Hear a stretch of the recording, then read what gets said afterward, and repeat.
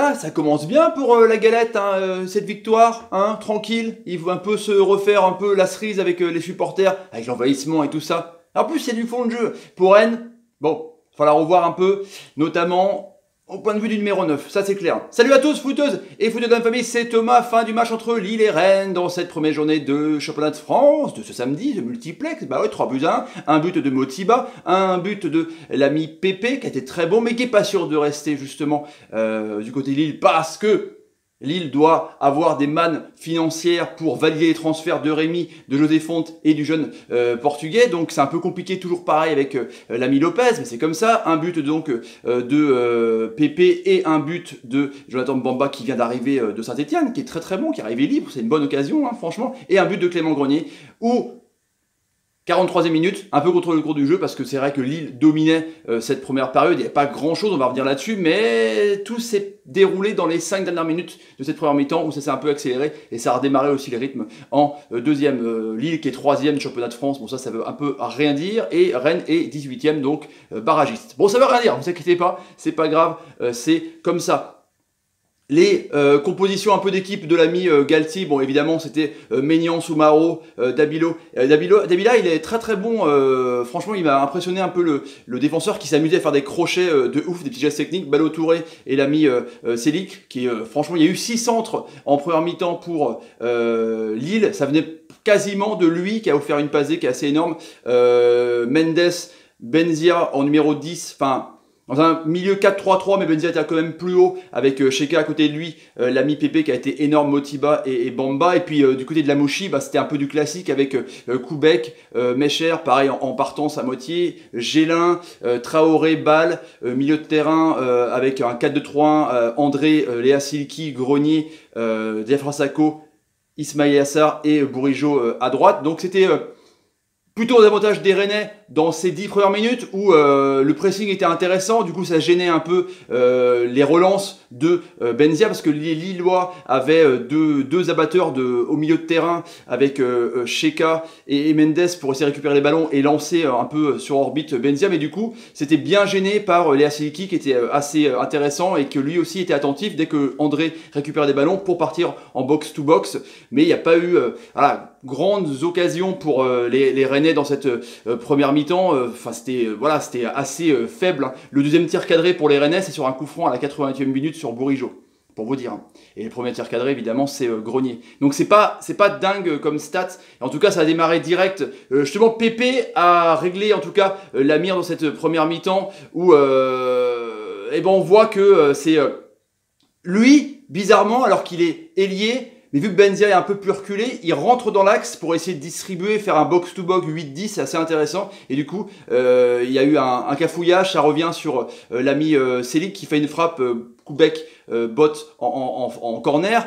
Donc on voit vraiment que les Rennais, certes, avec le pressing, les Lillois ont laissé passer l'orage et laissé tout doucement après inceller le jeu des Lillois qui franchement ça circule bien, c'est assez intéressant, ça va dans l'axe ou soit ça écarte sur les côtés sur Ballo Touré et Selic, franchement c'est assez intéressant. Et ensuite il y a Selic pareil qui centre où il y a une reprise au premier poteau dans la surface de réparation où il y a un cafouillage, pareil ça retombe sur Pépé qui peut tromper Koubek. Ensuite après il y a encore une fois Koubek qui bloque une bonne frappe de Pépé un peu sur la droite. Donc on voit que vraiment il n'y a pas grand chose à dire pour les Rennais, les contres sont mal embarqués, on passe beaucoup vers Sarr, même s'il a permuté pas mal avec Bourigeaud. En tout cas, il y a du côté lillois, c'est vraiment équilibré entre jeu de latéraux et jeu dans l'axe en pivot, ça dédouble bien les trois de devant, c'est assez intéressant. Et puis du coup, vers la fin de la mi-temps, où les joueurs se déconcentrent un peu, il y a une mauvaise passe de Sheka et c'est récupéré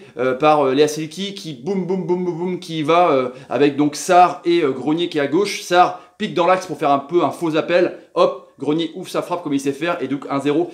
Contre le cours du jeu c'est clair, mais bon, après c'est comme ça, hein. 58% de possession de balle pour les Lillois et 42 dans cette première mi-temps. Et du coup, des concentrations à chaque fois, après le but, pas le temps de remettre dedans. Et puis 2 minutes plus tard, c'est donc pareil, joli mouvement, ça aiguille sur les latéraux, vu que c'est un peu bouché dans l'axe avec Gélin Mecher qui sont quand même costaud à te faire. Hein.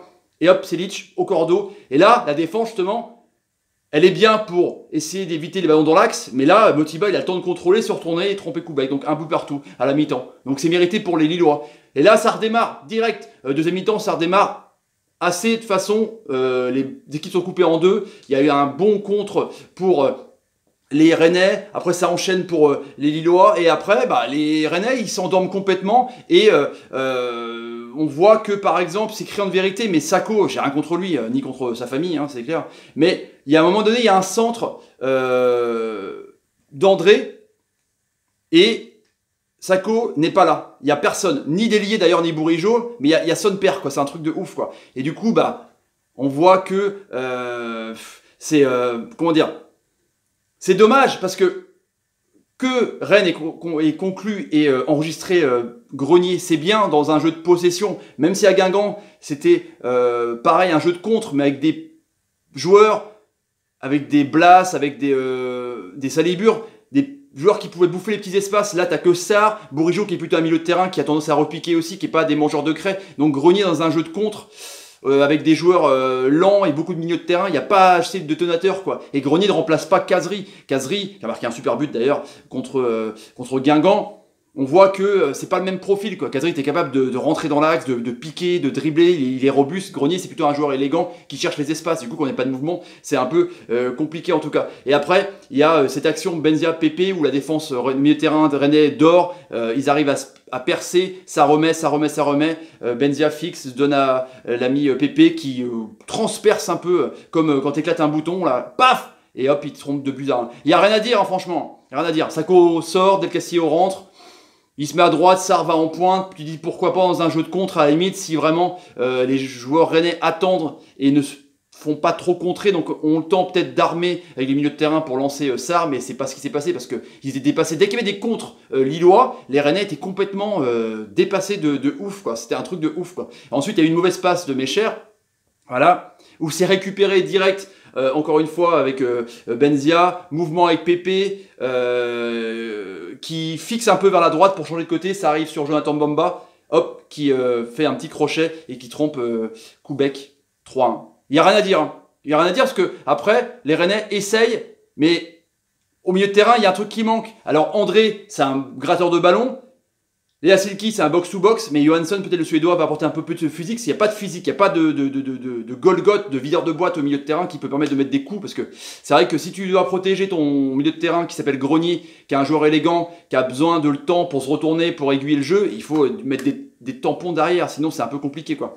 Et du coup, 88e minute, Bourigeaud, qui deuxième tir cadré, c'est dans les bras de l'ami Maignan, et puis il y a eu aussi un coup franc de Benzia qui a été énorme ce soir, hop, sur la transversale, sur la barre de Koubek qui était complètement battu. Du coup, voilà, il n'y a rien à dire, 3-1.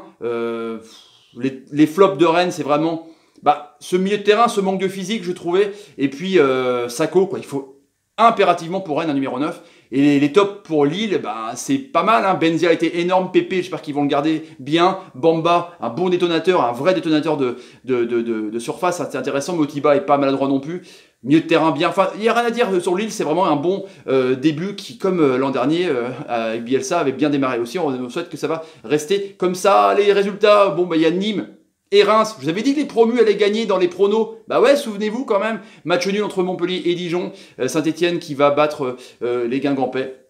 Voilà les amis, ouais carrément, et Angers donc il s'est fait rattraper par Nîmes 4-3 à la dernière minute, un truc de ouf. Bon les amis, pour le débrief de ce Lille-Rennes, si vous avez envie de donner la chaîne, n'hésitez pas, tapez sur ma ganache, partagez vidéos sur les réseaux sociaux, ce que vous voulez, Snapchat, Facebook, Instagram, tout ce que vous voulez pour me soutenir, je vous en remercie vraiment. Mettez des commentaires sur ce que vous pensez un peu de Lille et de Rennes, et mettez des pouces quand l'ami Benzia vous fait des bonnes passes, qu'il en a fait quand même des super bonnes. Salut les amis, salut, et salut. On va vraiment trouver un avant-centre pour le Stade Rennais. Ce fameux avant-centre.